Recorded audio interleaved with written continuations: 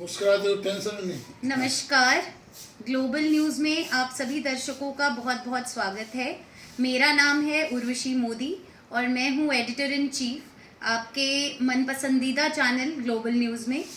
और आज हमारे साथ दो बहुत ही बड़े हस्ती मौजूद हैं जिनका नाम है Shri Pankaj Kumar Sharma, who is the founder and national president of भारतीय लोकमत राष्ट्रवादी पार्टी। साथ ही ये बहुत बड़े उद्योगपति और समाज सेवी भी हैं।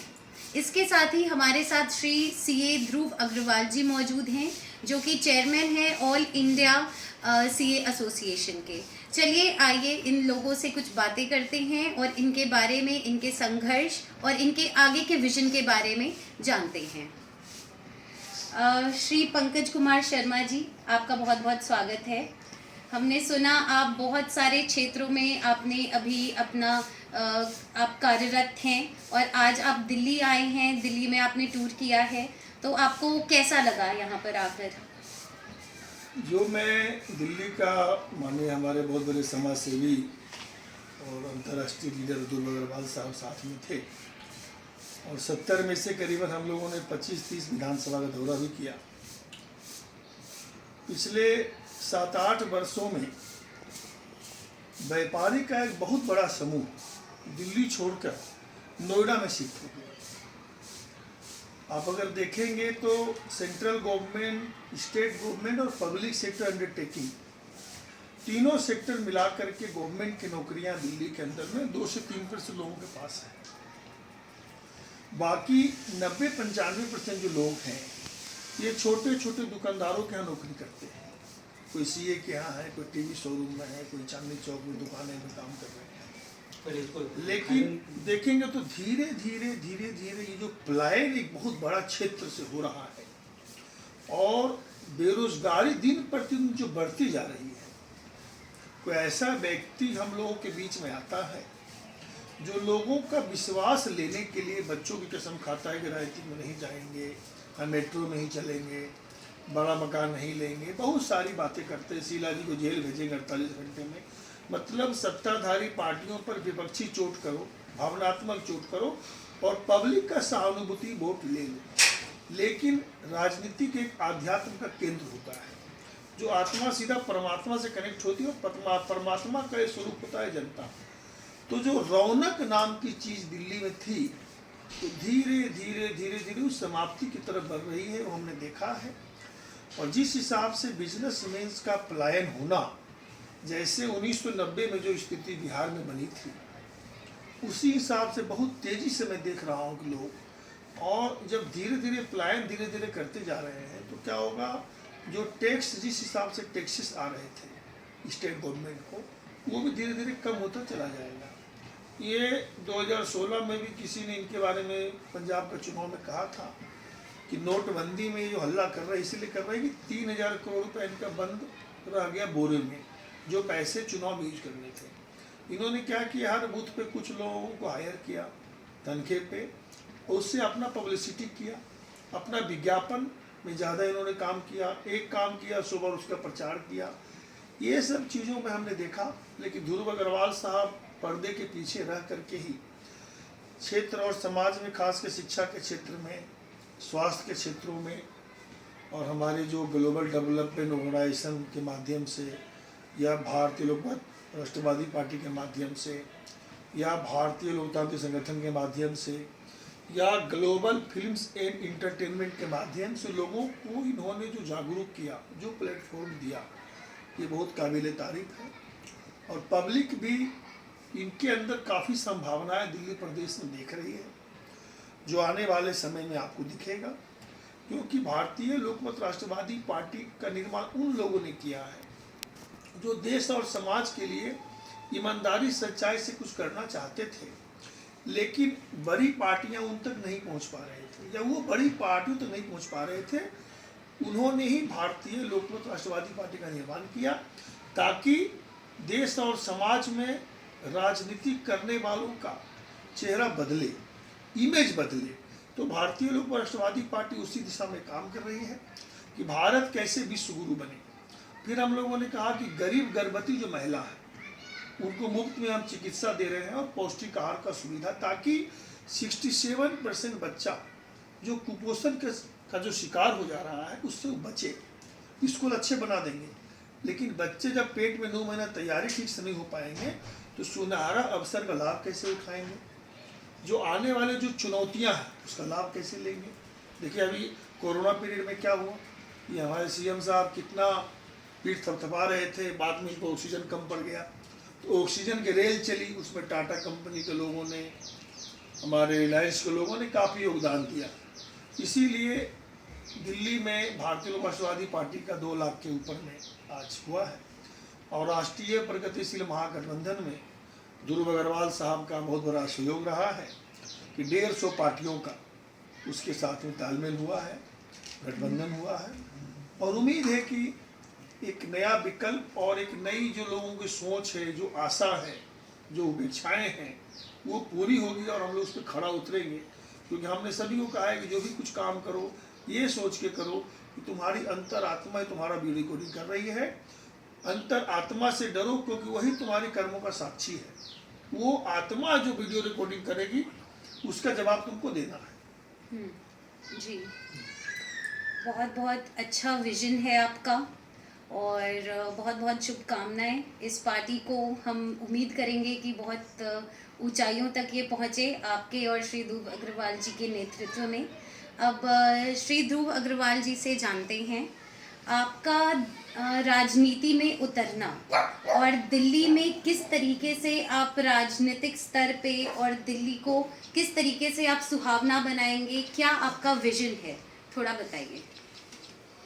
आज दिल्ली की हालत किसी से छुपी नहीं है, ना वहाँ पे हवा है, साफ हवा की कमी है, पानी नहीं है। जब हम नोएडा से निकलते हैं तो देखते हैं न्यू अशोकनगर में 1-1 किलोमीटर की लाइन लगी है टैंकर के सामने। तो ये है देश की राजधानी का हालत। सदर बाजार जो एशिया का सबसे बड़ी मंडी है, उस पूरे एशिया के, जिसमें पूरे केवल हिंदुस्तान नहीं पूरी एशिया से व्यापारी आते हैं, उसमें एक बाथरूम नहीं। जो पार्किंग है वो बेच दी गई है माफिया को, और सुरक्षा की दृष्टि से नया बाजार, चांदनी चौक वाले पुल पे लूटें हो रही हैं। तो हालत ये हो चुकी है कि 2 पार्टियां बीजेपी और केजरीवाल, दोनों में नूरा कश्ती होती रहती है और जनता पिसती रहती है। ना वहाँ पे इंडस्ट्री सब पलायन कर रही है, जैसा पंकज जी ने बताया कि सारे व्यापार शिफ्ट हो रहे हैं। कारण क्या है कि कुछ लोगों को फ्री बांटने के चक्कर में वहाँ की उद्योगों को इतनी महंगी बिजली दी जा रही है और उनकी बिजली काटी जा रही है। कोई पिछले 8 साल से कोई डेवलपमेंट नहीं हुआ, कोई ट्रांसफार्मर सही नहीं हुआ। तो ये जो एक भिखारी जो मॉडल बनाया है दिल्ली का, और जिसकी वजह से पूरे हम लोगों ने 9 लाख व्यापारी वहाँ जीएसटी में रजिस्टर्ड है दिल्ली के अंदर, और 9 यानी वो रिप्रेजेंट करते हैं करीब एक परिवार में यदि 5 लोग भी लगाएं तो 50 लाख लोगों को वो रिप्रेजेंट करते हैं, और कम से कम इतने ही लोगों को वो रोजगार भी देते हैं और बाहर से भी। उन सब ने बाकायदा एक प्रस्ताव पारित करके नोटा का मन बनाया है कि इस बार हम लोग ना तो बीजेपी को वोट देंगे, ना हम आम आदमी पार्टी को वोट देंगे, कांग्रेस का कोई सवाल ही नहीं है। तो इसलिए बहुत हम उन सबको भारतीय लोकमत पार्टी क्या कर रही है और कैसे हम देश को बदलेंगे, कैसे हम दिल्ली को बदलेंगे, बता के जो उन्होंने नोटा का संकल्प लिया है उसको भारतीय लोकमत पार्टी की भारतीय लोकमत राष्ट्रवादी पार्टी की तरफ मोड़ने का काम कर रहे हैं, और उसमें हम हर जगह सफल हो रहे हैं। और जैसा कि आपने देखा ही होगा कि हर मार्केट में जहाँ भी हम जाते हैं वो सम्मान होता है जो किसी पार्षद का, किसी विधायक का नहीं होता है। इसका मतलब जनता चाहती है, उसके पास कोई ऑप्शन नहीं है, विकल्प चाहती है। उसके लिए हम विधानसभा में एक संस्था से मिल रहे हैं, एक व्यक्ति से मिल रहे हैं। पिछले मार्च को 8 मार्च को जैसे वुमेन एम्पावरमेंट होता है, तो हमने 30 दिन के अंदर कम से कम 90 प्रोग्राम वुमेन एम्पावरमेंट के किए। 260 वुमेन एम्पावरमेंट वाली नारी संगठन भी हमारे साथ हैं। व्यापारियों का मैं ऑल ओवर इंडिया का भारतीय जो है औद्योगिक व्यापार मंडल का मैं राष्ट्रीय महामंत्री हूँ। ऑल इंडिया मैन्युफैक्चरिंग ऑर्गेनाइजेशन जो कि आज़ादी से पहले बनाई गई थी सर विश्वेश्वरैया जी के द्वारा 15 सितंबर को जो संजीवनी दिवस मनाया जाता है, उसका मैं उत्तर प्रदेश और एनसीआर का भी अध्यक्ष हूँ। तो उद्योगपति, व्यापारी, महिलाएं, नेशनल अलायंस ऑफ आरडब्ल्यूए के नाते मेरा अखबार भी चलता है द रेजिडेंट्स, उसके माध्यम से सारी आरडब्ल्यूए से जुड़े हुए हैं। उसके साथ ही मैंने इस नोएडा शहर के अंदर एक जैविक फार्म करके, जिसके अंदर हम शुद्ध दूध, घी और आयुर्वेदिक संस्थान, wellness centre, yoga centre, meditation centre भी यहाँ पे हम लोग बना रहे हैं। तो हम लोग क्या चाहते हैं, गाय के लिए एक बहुत बड़ी गोधन यात्रा भी हम लोग निकाल रहे हैं। पूरे देश के अंदर गोधन यात्रा जाएगी और 23 से 28 मई तक राजकोट के अंदर गौटेक एग्जीबिशन हम लोग कर रहे हैं।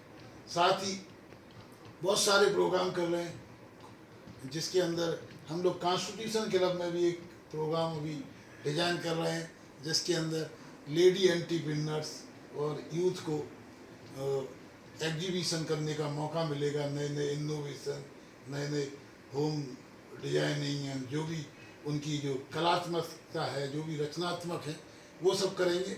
और हम चाहते हैं कि दिल्ली एक ऐसा नगर बने जिसको देखने आए न्यूयॉर्क वाले, उसको देखने आए फ्रैंकफर्ट वाले, उसको देखने आए पेरिस वाले।